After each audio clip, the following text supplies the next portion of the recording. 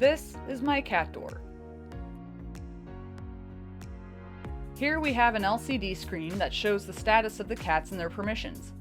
The arrows indicate that the cats have in and out privileges. Privileges can be set for each cat, and their privileges can even be set on a schedule. The cat icons inside of the house icons indicate that the cats are both inside. If one were outside, one of the house icons would be empty. There's also a battery indicator that comes on when the battery is low. Lily will now demonstrate. In order for the RFID antenna to look for her tag, it must first be triggered by a Hall effect sensor, which is engaged when she pushes on the door with her paw or head. The tag on her collar has to be really close to the door frame in order for it to be sensed. When it is, a DC motor turns to disengage a locking pin in the bottom of the door, and she can go through. Here she is, reacting to the sound of the locking pin, and now she knows that she can push her way through. The door is already automated, I just want to make it work better so the cats don't have so much trouble using it. My original idea was to use a Raspberry Pi to control the door's electronics through the Arduino, using it as a slave. The Arduino would be in a sleep state when nothing is happening until motion is detected on either side of the door. The script would then run to scan for a valid RFID tag. If the tag is recognized, a function is called to open the door in the appropriate direction using a servo motor, and the cat's entry or exit is logged. If no tag is found, an IR camera would snap a picture of the obstruction in front of the door and send it to my husband's and my devices, along with a request for manual override. We could then authorize the door to manually open if, say, one of the cats lost their collar. Conversely, we could deny access if it is one of the strays or raccoon in the neighborhood, and potentially enter what was in the front of the door for the log. I started out trying to see if I could get 2 PIR motion sensors to trigger the same LED, one for inside the house and one for outside.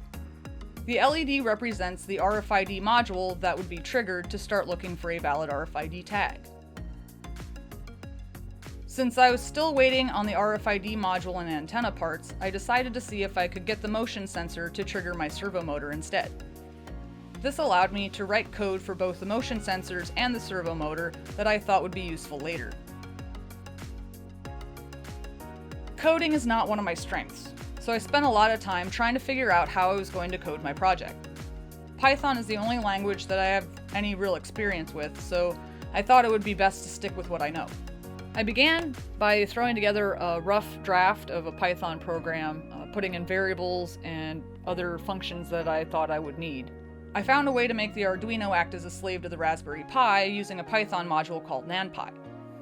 I started learning what I could about how to integrate the Arduino commands into Python code in a way that the Arduino would understand.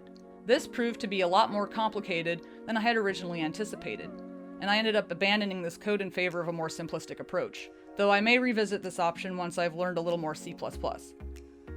I decided to program everything in the Arduino IDE and use the Raspberry Pi as a serial output to store log files instead. I have another door like the one shown earlier that I wanted to try to utilize for this project, since it already has all the moving parts and would not require me to build it all from scratch. My idea was severely flawed, and I would have discovered this sooner if I had disassembled the door from the very beginning, but I made the mistake of waiting until halfway in to open up the door to see what I was working with.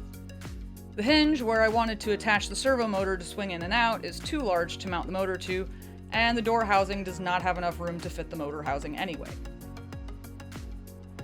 When the RFID module finally came in, my husband wrapped this beautiful antenna for me, but before I hooked it up, I tested the antenna the module came with to make sure it worked properly. I tried several different sketches, I scoured the internet looking for anything I could find that were all meant for the 125 kHz RFID module I purchased, but I couldn't get any of them to work. I finally found a very simple sketch that I was able to get working, though I was only able to make it work twice. If I tried to connect my own antenna, it stopped reading completely, not even if I put the other antenna back on. I spent hours trying to troubleshoot this problem to figure out why I could not produce consistent results with my RFID. My husband also spent several hours trying to help me find a solution and finally realized that all of the code I was using was meant for the Arduino Uno, and I've been using the Arduino Mega 2560, something I wish we had discovered a couple of weeks ago.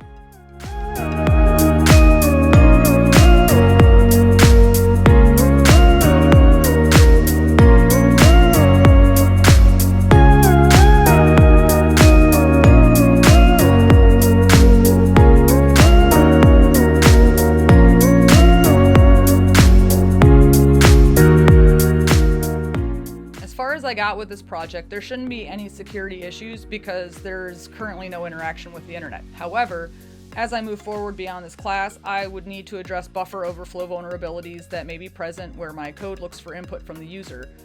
Connecting my Raspberry Pi to the wireless network to send notifications could open it up to man-in-the-middle attacks when I try to access it remotely from the app.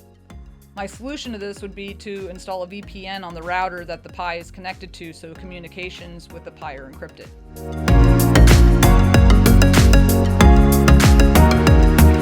This project taught me a lot. I learned that I should start my projects by reverse engineering the already existing technology so I can more effectively improve it. I learned that I still have a lot to learn in the realm of coding. It has been something I've struggled with, and I know it is something that I'm going to need in the field. Having the weekly journal helped me stay on track and taught me better time management skills, though I realize now that this project was much too ambitious for the time given.